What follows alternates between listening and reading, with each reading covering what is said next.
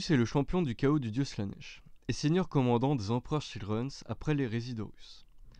Lucius est également connu comme le voleur d'âmes et le champion de Fulgrim. Il a été béni par Slanesh de telle sorte que quand il est tué, son assassin se transformera en Lucius s'il prend tout le plaisir et la satisfaction de sa mise à mort. Parlons tout d'abord des origines de ce personnage. Au cours de sa jeunesse sur la planète de Chemos, Lucius brillait comme un bijou dans la saleté. Il avait un réservoir immense de talents qu'il pouvait utiliser au gré de ses fantaisies. Ses études gravitaient autour des arts de la guerre, mais la mise à mort était son obsession. La stratégie et l'analyse tactique ne le faisaient pas rêver. Les duels, les concours et les combats d'épée permirent à Lucius d'assouvir sa soif de gloire personnelle. Quelques années plus tard, encore adolescent, le jeune épéiste avait déjà dépassé les styles classiques enseignés par les maîtres d'armes de Chemos. Lucius participa au prestigieux concours de l'épée d'or, où il attira l'attention d'un étranger tapi dans l'ombre. Il affronta un célèbre champion de 2 fois son âge. Il prouva en quelques minutes qu'il était meilleur guerrier que lui. Son adversaire le frappa à l'estomac et lui fit mordre la poussière. Lucius eut le souffle coupé et en une fraction de seconde, son état d'esprit avait changé. Il entailla son adversaire veine par veine, membre par membre. Les partisans du champion, outragés par ce retournement de situation, prirent d'assaut l'arène. Et l'effusion de sang commença sérieusement. Lucius aurait rencontré une fin sanglante s'il n'y avait pas l'intervention de l'étranger. Il s'agissait en fait d'un sergent Astarte de la 3e Légion, qui, tellement impressionné par le talent et la détermination de l'adolescent, lui offrit l'unique chance de rejoindre la Légion Astarte. Lucius sauta sur l'occasion, et ainsi commença la carrière militaire d'un jeune guerrier qui finirait par définir tout ce qui est mal et tordu chez les empereurs Childrens. Grâce aux améliorations qui est due aux Space Marines, Lucius devient de plus en plus habile dans les arts de la lame. Il ne se lasse pas de surclasser ses pairs dans les exercices que leurs sergents instructeurs leur font subir. La veille de la fête de la bénédiction de l'empereur, Lucius enchaîna une série de victoires parfaites dans les cages de combat. Un exploit qui n'a jamais été atteint auparavant, ni surpassé après. Pendant la Grande Croisade, Lucius se servit de ses talents pour réaliser les objectifs de sa légion sur une douzaine de mondes, et fut récompensé par le commandement de la 13e compagnie. Après sa promotion de capitaine, Lucius hérita d'une réputation d'arrogant. Bien qu'il ait sauvé la vie de ses frères à maintes reprises, il n'a jamais manqué une occasion de se vanter.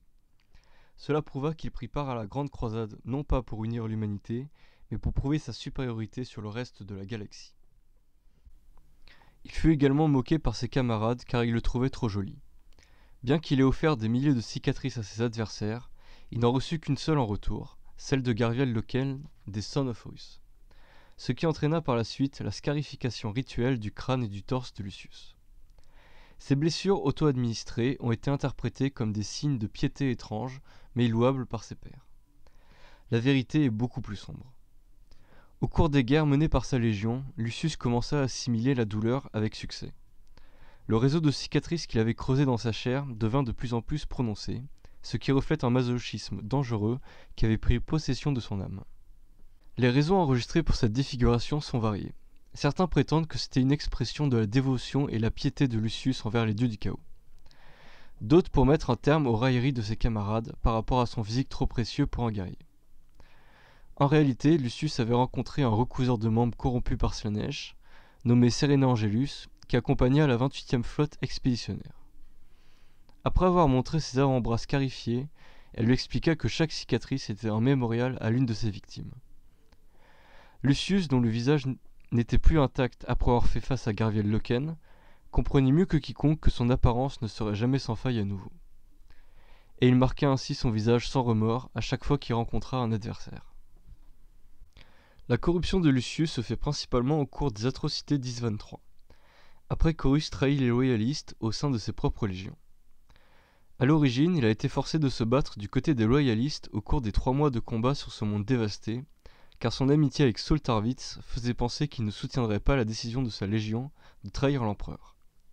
La fierté et la jalousie de Lucius étaient mises à rude épreuve. Il contacta finalement le seigneur commandant Eidolon et lui promit de livrer Saul Tarwitz et de briser la défense des loyalistes afin d'être de nouveau accepté dans sa légion. Ainsi, il a bâti un groupe de 30 Astartes loyalistes grâce au capitaine Solomon Déméter, de la 2e compagnie qui était loyaliste et réalisa trop tard la supercherie de Lucius, qui fut tué juste après par les mains du traître. Ayant retrouvé sa place dans la Légion, un duel entre Tarvitz et Lucius s'enclencha. Tarvitz fut vainqueur et Lucius fuya dans les bras de sa Légion après avoir rempli sa part de contrat. Je passe exprès un fait historique important, la possession du Primarque, pour me focaliser sur Lucius. En effet, après le massacre d'Is-23, Lucius prit part à une expédition conjointe entre les empereurs Childrens et les Iron Warriors dans l'œil de la terreur afin de chercher une arme Xenos interdite, connue sous le nom d'Ange Exterminatus, capable de détruire des étoiles sans grande difficulté. La destination de la flotte se situait sur le monde perdu de l'Idris, qui formait autrefois le cœur de l'Empire Eldar, avant qu'il ne soit détruit par la formation de la Grande Faille du Warp, après la naissance du dieu Slaanesh. Fulgrim mentit à son frère Perturabo. En réalité, ce voyage aurait permis à Fulgrim d'atteindre l'apothéose et ainsi devenir un prince démon. Au cours d'une bataille épique, Lucius combattit contre une multitude de spectres Eldar ainsi que les Iron Warriors. Pendant l'apogée de la bataille, Lucius a également fait face à une petite force loyaliste d'Iron Hands qui avait suivi Fulgrim dans le but de contrecarrer ses plans. Lucius se retrouva à nouveau confronté à un survivant de la Raven Guard, Nicona Charokin, auquel il avait fait face sur le monde d'Hydra Cordatus lorsque celui-ci avait tenté d'assassiner Fulgrim. Lucius crut naïvement que ce combat serait joué d'avance. Ce fut une erreur.